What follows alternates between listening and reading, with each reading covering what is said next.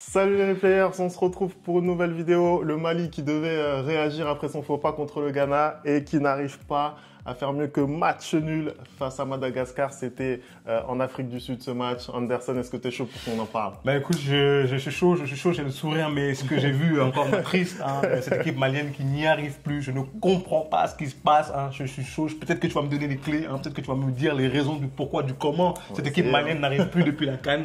Donc tu peux lancer la vidéo, tu peux lancer le débrief, tu peux lancer tout ce que tu veux. Allez, c'est parti, on y va.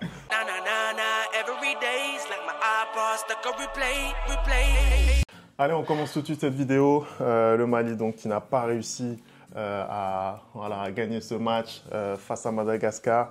Le Mali qui vraiment prend une mauvaise option pour la qualification en Coupe du Monde. Anderson, qu'est-ce que toi tu as pensé de cette prestation des Maliens? Une prestation totalement terne. Je ne comprends pas ce qui se passe côté malien. Je ne comprends pas ce qui arrive à cette sélection-là. On a laissé pourtant sur une très très bonne impression à la CAN en Côte d'Ivoire où ils se font éliminer par les Ivoiriens en quart de finale. Et franchement, ils sont éliminés très très tard dans le match. Ils font une belle prestation. Dans l'ensemble, ils avaient fait une très très belle CAN.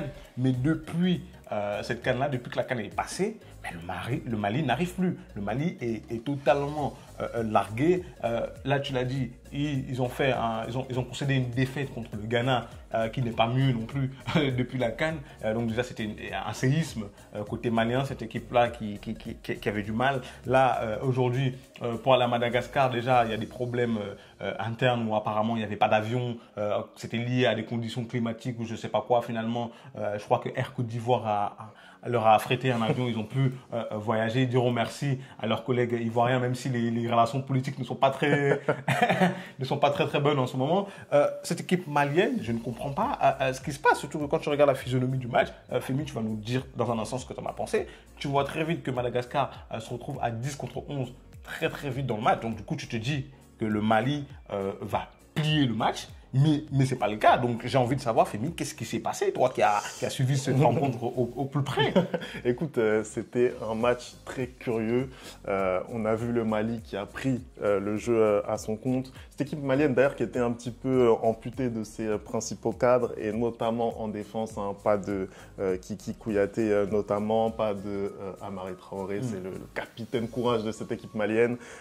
Et effectivement, on avait un Mohamed Kamara, le joueur de l'AS Monaco, un petit peu dans la tourmente en ce moment, qui a été aligné en défense centrale. C'est pas son poste de prédilection.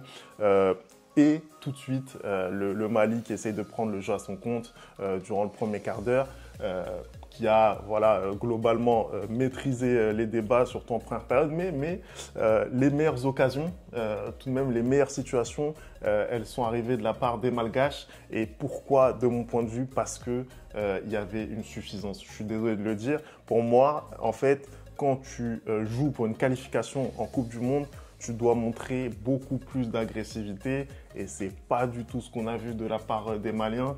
Pour moi, au duel, ils ont été défaillants et il y a eu trop d'approximations, notamment dans les transmissions. Et c'est ça pour moi qui a fait principalement que Madagascar a pu rester dans le match. Après ce carton rouge, tu l'as dit, il a été pris très rapidement. En plus, c'est plutôt bien joué de la part du Mali, puisque pour une fois, c'est une phase de transition qui a amené ce carton rouge-là.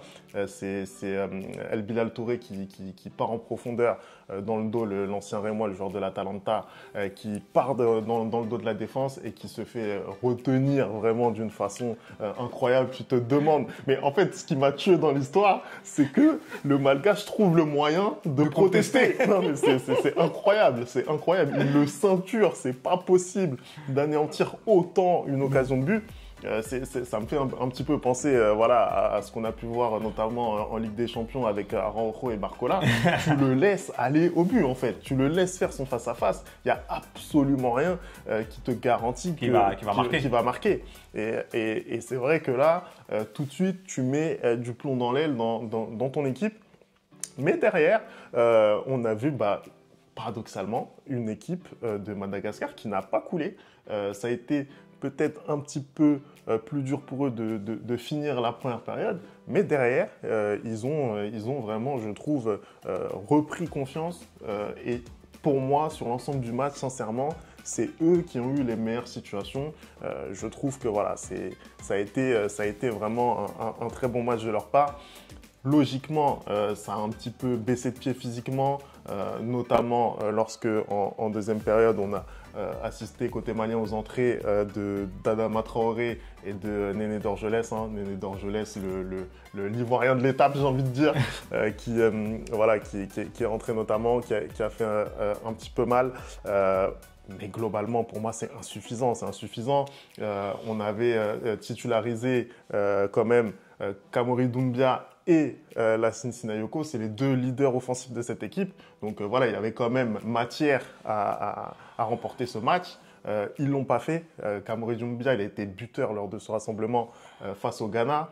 Il a bénéficié d'un coup de billard face au Ghana. Mais là, le meilleur espoir malien qui, pour moi, passé totalement à travers ce match, il a été totalement transparent.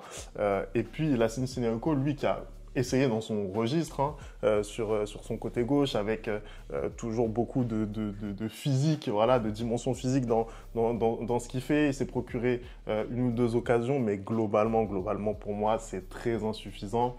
Et je pense que si tu veux pouvoir te qualifier en Coupe du Monde, tu es obligé de faire mieux dans l'intensité et dans l'engagement. Moi, ce qui m'étonne en fait dans cette équipe malienne-là, et c'est justement une des raisons peut-être pour laquelle on l'avait mis parmi nos favoris lorsqu'on a fait les En route pour la CAN, c'est que j'avais l'impression qu'ils avaient retrouvé de la constance, une certaine stabilité. Là, depuis la CAN, ils ont fait 2 matchs amicaux, notamment contre la Mauritanie et contre le Nigeria, où ils se sont imposés à 2 reprises 2-0. Et du coup, quand ils entament ces qualificatifs, bah, tu te dis que ça va aller pour eux. Et finalement, non, c'est une défaite et un match nul. Donc, ils ont un peu retrouvé cette inconstance qui était la leur depuis quelques années et depuis l'arrivée de Eric Schell. Et j'ai envie de te parler, Fébi, d'un épisode qu'il y a eu cette semaine où un des journalistes a demandé il a presque réquisitionné, il a presque ordonné à Eric Schell de démissionner. Toi, qu'est-ce que tu penses de ça? Est-ce que tu penses que les mots du Mali aujourd'hui sont de la responsabilité de Eric Schell? Selon moi, non. Eric Schell, voilà, il a réussi quand même à bâtir un collectif qui est parmi les meilleurs d'Afrique. Je suis désolé. Moi, ils m'ont émerveillé durant la Coupe d'Afrique des Nations. On en a un petit peu parlé, mais tu ne peux pas, voilà, parce que tu es passé au travers lors d'un rassemblement. On a rappelé les absents qu'il y avait, notamment d'un point de vue défensif dans cette équipe. Donc, il y a quand même des circonstances atténuantes. Tu ne peux pas tout balancer comme ça d'un revers de main. Justement, cette sortie de route à la CAN contre le futur champion d'Afrique, bah, je suis désolé. Pour moi, ils auraient autant mérité que la Côte d'Ivoire de passer, en fait. Voilà, ils ont fait un très très bon match. Les Ivoiriens ont bien répondu, mais clairement, ils auraient aussi mérité d'aller plus loin dans la compétition. Et c'est vrai que ça, pour moi, c'est le mérite d'Eric Schell, pardon. Alors bien sûr, j'imagine que voilà, ça a dû être très compliqué d'encaisser la défaite. Mais la question est lunaire. La question qu'on lui pose est lunaire. Moi, je pense que je suis Eric Schell, je pète un câble. Je suis désolé, Femi, tu viens de le dire. C'est en grande partie grâce à lui que le Mali est revenu au premier plan parmi les sélections africaines footballistiquement parlant. Il a une campagne en Coupe d'Afrique et une campagne de qualification de Coupe d'Afrique vraiment très très bonne avec cette sélection du Mali. Comme tu l'as dit, c'est quand même une équipe qui perd en quart de finale contre l'équipe championne d'Afrique. Et moi, je pense que de toutes les équipes que la Côte d'Ivoire a affrontées avant d'aller vers le titre, pour moi, c'est le Mali qui lui a le plus donné du fil à retordre. C'est-à-dire que vraiment, en fait, ils sont juste assommés parce que la Côte d'Ivoire égalise très tard et ensuite, juste après, profite de cette ascendance psychologique pour pouvoir les assommer. Mais sinon, à part ça, le Mali fait une bonne Coupe d'Afrique. Eric Schell a construit et a mené autour de lui un groupe avec plein de jeunes et un groupe qui est soudé et qui peut, dans les années futures, faire quelque chose. Donc, exiger sa tête après 2-3 défaites, c'est n'importe quoi en fait. Non, mais je suis totalement d'accord. Après, forcément, tu es quand même obligé de constater que dans la perspective de la qualification pour la Coupe du Monde, on rappelle que le Mali n'a jamais participé à une phase finale de Coupe du Monde. Et bah, là, on se rend compte que c'est quand même très compliqué maintenant, puisque on est à 4 journées déjà disputées. Il y en a 10 au total. Et le Mali est seulement quatrième de sa poule à 4 longueurs maintenant du Ghana. Donc, il va vraiment falloir faire une performance chez les Black Stars pour espérer se qualifier directement pour la Coupe du Monde. Mais c'est vrai que ça va être très compliqué, Anderson. Ah oui, là, le classement de la poule à l'issue de ces 2 journées de trêve internationale n'arrange pas du tout le Mali. C'est simple, là, les Comores n'ont même pas encore joué leur match contre le Tchad. En gagnant, ils peuvent être au même niveau que le Ghana. Et donc, du coup, non seulement il faudra faire une performance au Ghana, mais il faudra faire une performance au Comores aussi, contre le Comores aussi. Donc là, pratiquement, le Mali est dos au mur. C'est-à-dire que, limite, ils ont l'obligation de faire un sans faute sur les matchs qui restent pour pouvoir espérer à obtenir une première qualification pour la Coupe du Monde. Ils se sont rendus la tâche plus compliqué. Après, est-ce que la tâche est impossible? Je ne pense pas, parce qu'on est dans un groupe avec une équipe du Ghana qui a du mal. On est dans un groupe avec une équipe du Comore qui peut aussi passer à côté, qui a été très bonne pendant la Coupe d'Afrique au Cameroun, qui a obtenu, je crois, son meilleur résultat de toute son histoire, et était quand même face à une équipe malienne qui a de la ressource, qui a un bon entraîneur, qui, je pense, avec quelques réajustements, pourra retrouver la formule qui leur a permis d'aller à la victoire, notamment dans cette Coupe d'Afrique-là, dans les phases de poule et encore en 8e. Donc pour moi, c'est certes compliqué, mais pas impossible. Voilà. Écoute, on verra ça. Les prochains matchs d'éliminatoire pour la Coupe du Monde, ce sera en mars 2025. Ce sera aux Comores et ce sera en Centrafrique pour le Mali.